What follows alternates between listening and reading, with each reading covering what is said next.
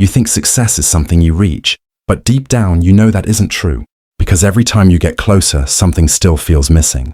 Not because you failed, but because you're chasing outcomes while ignoring alignment.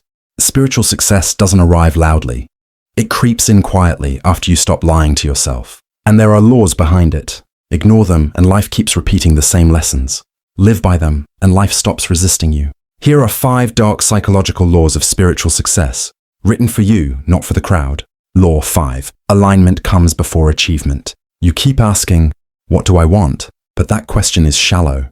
The real question is, what am I forcing myself to become? Every time you chase something that doesn't match your inner nature, you pay a hidden price. You succeed, but you feel empty. You stay busy, but disconnected. You call it ambition, but your body calls it exhaustion. Alignment feels boring to the ego, but to your nervous system, it feels like relief. The moment your actions stop betraying your values, your energy stops leaking.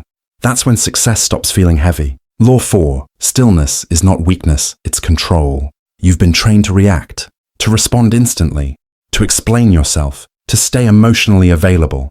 That's not strength, that's conditioning. Power begins when you stop reacting. Stillness isn't passive, it's dominant. A calm nervous system controls the room without raising its voice. When you stop feeling silence, people start feeling your presence. And presence is what unsettles insecure minds. Law 3. Detachment is not coldness, it's freedom. You think holding on means you care, but most of your suffering comes from attachment disguised as loyalty. You cling to outcomes, to people, to versions of yourself that no longer fit. Detachment doesn't mean you stop feeling. It means you stop begging reality to behave a certain way. When you release the need to control, life stops pushing back. You don't lose connection, you lose fear, and fear was never love. Law 2. Responsibility without self-punishment. You either blame the world or you blame yourself. Both keep you weak. Spiritual maturity is different. You take responsibility without turning it into self-hatred. You don't say, this is my fault. You say, this is my signal. Responsibility gives you leverage. Blame takes it away. The moment you stop shaming yourself for being human, your energy returns. And with energy, clarity follows. Law 1. Identity shapes reality. This is where most people fail. You're trying to create a peaceful life while identifying as someone constantly under threat. You want stability while seeing yourself as unstable. Reality doesn't respond to wishes. It responds to identity.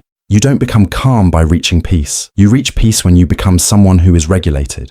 Change who you are being, and the environment adjusts. Every time. Pro tip for you. Spiritual success is not about becoming special. It's about becoming honest. Honest about what drains you. Honest about what no longer fits. Honest about who you're pretending to be. When you stop abandoning yourself, life stops testing you. These laws don't promise comfort. They promise alignment. And alignment is the most dangerous form of power. Because once you feel it, you'll never settle for noise again.